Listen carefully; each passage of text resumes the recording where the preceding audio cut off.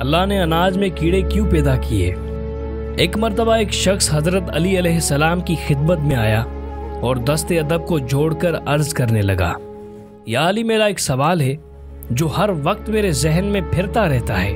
वो सवाल ये है कि अल्लाह ने इंसान के लिए हजारों नेमत अता की, इनमें से एक अनाज है, फल है, सब्जियां हैं, लेकिन ये रखने के बाद इनमें कीड़े क्यों पड़ जाते हैं। बस ये कहना था तो हजरत अली अलैहिस्सलाम ने फरमाया, ए शख्स, शुक्र करो कि खाने पीने की चीजों में कीड़े पड़ते हैं, इनमें कीड़े पड़ना भी अल्लाह ताला की नेमत है।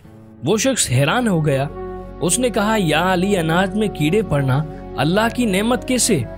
तो हजरत अली अलैहिस्सलाम ने फरमाया, ए शख्स, अगर खाने पीने की चीजों में कीड़े ना पड़ते तो ये ताजिर अमीर लोग जिस तरह सोना चांदी जमा करते हैं, वैसे ही अनाज सब्जियां ये अपने खजानों में जमा करते रहते, और जिस तरह से गरीब सोना चांदी देखने को तरसता है, वैसे ही गरीब अनाज सब्जियां और मेवे खाने को तरसता रहता।